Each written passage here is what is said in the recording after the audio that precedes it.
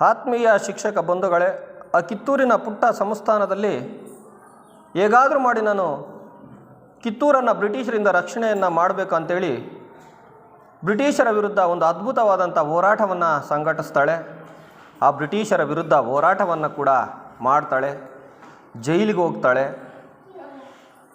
ಆ ಒಂದು ತನ್ನ ನೆಚ್ಚಿನ ಬಂಟ ಸಂಗೊಳ್ಳಿ ರಾಯಣ್ಣನನ್ನು ಕಿತ್ತೂರು ರಾಣಿಯ ಸಂಸ್ಥಾನದಲ್ಲಿ ಬಿಟ್ಟು ಹೋಗ್ತಾಳೆ. ರಾಯಣ್ಣನ ಮೇಲೆ ಅತಿಯಾದ ನಂಬಿಕೆಯನ್ನು ಇಟ್ಕೊಂಡಿರ್ತಾಳೆ. ಆದರೆ ರಾಯಣ್ಣ ಸತ್ತ ಅಂತ ಸುದ್ದಿ ಕೇಳಿ ಆ ಜೈಲಿನಲ್ಲಿ ತನ್ನ ಮರಣವನ್ನು ಅಪ್ತಾಳೆ. ಆ ಕಿತ್ತೂರಿನ ಸಂಸ್ಥಾನಕ್ಕಾಗಿ ಅದ್ಭುತವಾಗಿ ಹೋರಾಟವನ್ನು ಮಾಡ್ತಾಳೆ. ಅಂತಹ ವೀರವನತೆಯ ಒಂದು ಲಾವಣಿ ಪದ್ಯವನ್ನು ಹಾಡೋಣ. ಕೇಳಿರಿ ಮಕ್ಕಳೇ ನಾಳಿನ ಪ್ರಜೆಗಳೇ, ಕೇಳಿರಿ ಹೇಳುವೆ ಮಾತೊಂದ. ಸ್ವತಂತ್ರಕ್ಕಾಗಿ ಹೋರಾಡಿ ಮಡೆದ ಕಿತ್ತೂರು ರಾಣಿಯ ಕಥೆಯೊಂದ. ಬೆಳಗಾವಿ ಜಿಲ್ಲೆಯ ಕಾಕತಿಯಲ್ಲೇ ವೀರಪುತ್ರಿಯು ಜನಿಸಿಹಳು. ದುಳಪ ದೇಸಾಯಿ ಪದ್ಮಾವತಿಯು ಕುಲಪುತ್ರಿಯೇ ಚೆನ್ನಮ್ಮ. ತಂದೆಯೊಡನೆ ಪುರುಷ ವೇಷದಿ ಬೇಟೆಗೆ ಕಾಡಿಗೆ ಹೋಗಿಹಳು.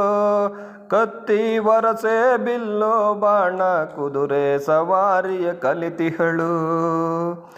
ಕಿತ್ತೂರು ದೊರೆ ಮಲ್ಲ ಸರ್ಜನ ಪ್ರೀತಿಯ ಮಡದಿ ಎನಿಸಿಹಳು. ಮಲ್ಲ ಸರ್ಜನ ಮರಣ ನಂತರ ಕಿತ್ತೂರು ರಾಣಿಯೇ ಆಗಿಹಳು. ಕೇಳಿರಿ ಮಕ್ಕಳೇ ನಾಳಿನ ಪ್ರಜೆಗಳೇ, ಕೇಳಿರಿ ಹೇಳುವೆ ಮಾತೊಂದ.